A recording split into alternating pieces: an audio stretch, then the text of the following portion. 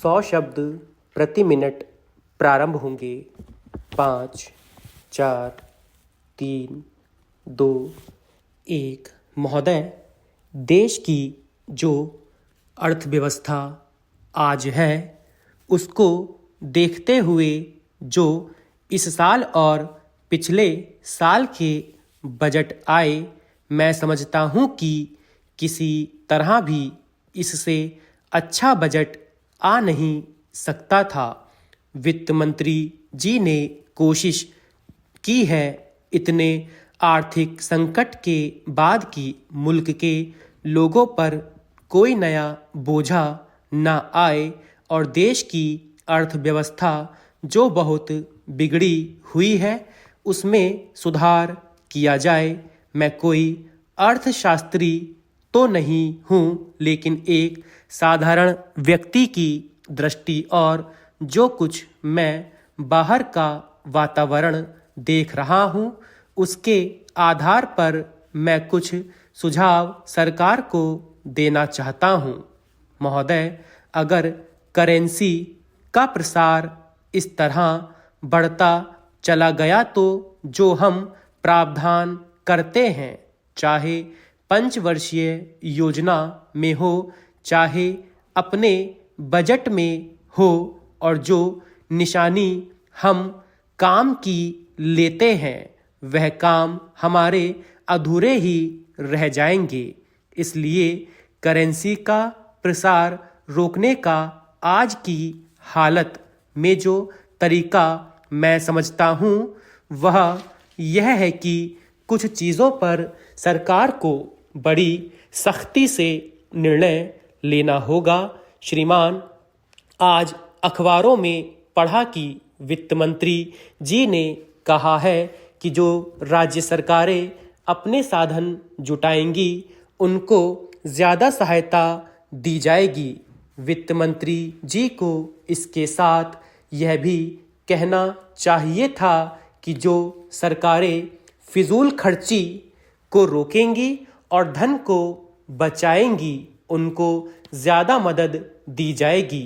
आप देखिए कि जितने हमारे देश के बजट का रुपया है वह सारा रुपया सरकारी मकानों में, सरकारी कर्मचारियों की तनख्वाहों में और ऐसे कामों में चला जाता है जिनसे उत्पादन नहीं होता है। आज हम सरकारी अस्पतालों की बड़ी बड़ी बिल्डिंगों पर करोड़ों रुपया खर्च करते हैं, लेकिन उन अस्पतालों में मरीजों को दवाइयाँ नहीं मिलती हैं। यदि मरीजों को दवाइयाँ सही समय पर मिल जाएं तो बड़े अस्पतालों की आवश्यकता ही नहीं पड़ेगी। आप आज गांव में चले जाइए, वहां पर पक्की सड़कें नहीं हैं, सफाई की व्यवस्था नहीं है, नालियां नहीं हैं, शुद्ध पेयजल का प्रबंध नहीं है। उनके पशु भी बीमार हो जाएं तो उनको 5 मील दूर जाना पड़ता है उनके इलाज के लिए। तो दूसरी तरफ शहरों में बड़े बड़े अस्पताल हैं, सरकारी कार्यालय एयर कंडीशन हैं। गांव के लोग देश के लोगों का पेट भरने के लिए उत्पादन करते हैं, लेकिन शहर के लोग अपना और अपने परिवार वालों का पेट पालने के लिए सारी सुविधाएं ले लेते हैं। जहां जहां भी आप जाइए आपको आलीशान इमारतें मिलेंगी, लेकिन गांव के विकास के लिए सरकार के पास पैसा नहीं है। एक राज्य सरकार दूसरी राज्य सरकार से अच्छा भवन बनाना चाहती है, जिसकी मिसाल दिल्ली में मिलेगी, जहां हर राज्य के सरकारी भवन बने हुए हैं। उनमें राज्यों के अधिकारी, मंत्री आदि आकर ठहरते हैं।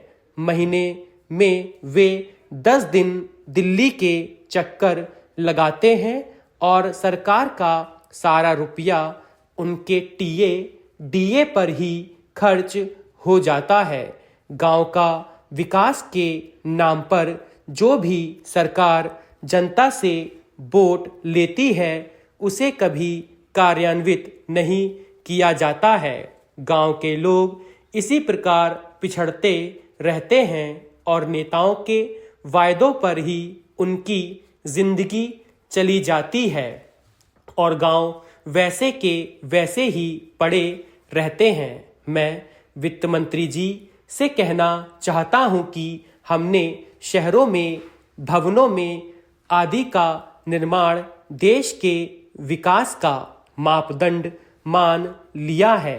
इससे देश के धन का दुरुपयोग हो रहा है और देश के ग्रामीण क्षेत्रों का विकास नहीं हो रहा है, जिस पर हमारे देश की अर्थव्यवस्था निर्भर है। इस बात को आप स्वीकार करेंगे। सभापति महोदय, मेरे दोस्त उधर से बोल रहे थे। उन्होंने कहा कि हम इंडस्ट्री में बहुत पीछे चले गए। उन्होंने यह भी कहा कि हर सेक्टर में हम पीछे जा रहे हैं। मैं तो ऐसा नहीं मानता हूं कि हिंदुस्तान ने पिछले 10-12 सालों में कोई तरक्की नहीं की है। खेती के उद्योग में हमने जो तरक्की की है वह एक रिकॉर्ड है। हम हर साल अमेरिका के दरवाजे पर अनाज मांगने के लिए खड़े रहते थे, लेकिन हम आज अनाज के मामले में आत्मनिर्भर हो गए हैं। विज्ञान और तकनीकी में हिंदुस्तान को दुनिया ने मान लिया। इतनी हमारी हालत खराब नहीं है जितना हमारे दोस्त समझते हैं, लेकिन यह हमारा दुर्भाग्य था कि पिछले 2 सालों में हमारे देश को एक भयंकर सूखे के संकट से गुजरना पड़ा। इससे पहले हमारी अर्थव्यवस्था सही थी। हम विदेशों को अपना माल एक्सपोर्ट कर रहे थे। 2-3 साल तक जिस तरह से किसान इस देश में पिटा है वह भी दुनिया के इतिहास में चीज देखने वाली नहीं है।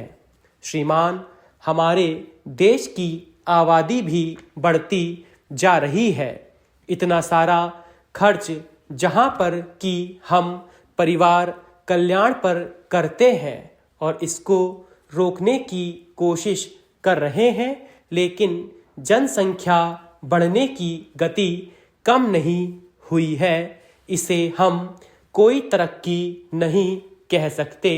इस तरह से जो सरकार की नीति चल रही है उसमें इतना भ्रष्टाचार बढ़ता जा रहा है कि हम इसे रोक नहीं पा रहे हैं और अगर इस जनसंख्या को रोका नहीं गया तो देश की हालत बहुत खराब हो जाएगी, बहुत नाजुक हो जाएगी और लोग अब एक प्रकार से क्रांति के कगार पर बैठे हुए हैं। लोग सोचने लगे हैं कि किस तरह से वायदे किए जाते हैं और हमारे साथ धोखा किया जाता है। श्रीमान, हमको यह भी देखना चाहिए कि इस देश में कृषि के ऊपर आबादी का कितना बोझ है। आज हालत क्या पैदा हो रही है। आज जो आदमी गांव में जूते बनाता था उसका काम बाटा ने ले लिया। गांव के बुनकरों का काम मिलों ने ले लिया। गांव के जितने कारीगर थे उनसे उनका व्यवसाय छिनता जा रहा है और उनको मजबूर होकर खेती में लगना पड़ रहा है। खेती का जो हमारा उत्पादन बढ़ा है वह अधिक मजदूरों के कारण नहीं बढ़ा है, वरन नई वैज्ञानिक तकनीकों से बढ़ा है। उत्पादन में कई गुना जो वृद्धि हुई है वह सुधरे हुए बीजों और खाद के कारण हुई है। इसलिए खेती पर अधिक लोग यदि निर्भर करेंगे तो इससे देश की गरीबी बढ़ेगी। किसानों के साथ खेतीहर मजदूरों का पेट आज नहीं भर सकता, क्योंकि गांव में नए नए औजार आ गए हैं। पहले बैलों से खेती होती थी, जो कि बेकार समय में भी खाता था, लेकिन अब ट्रैक्टरों से खेती होती है, जो बेकार समय में कुछ नहीं खाता। आज एक बैल एक क्लर्क की तनख्वाह खा जाता है। स्टॉप।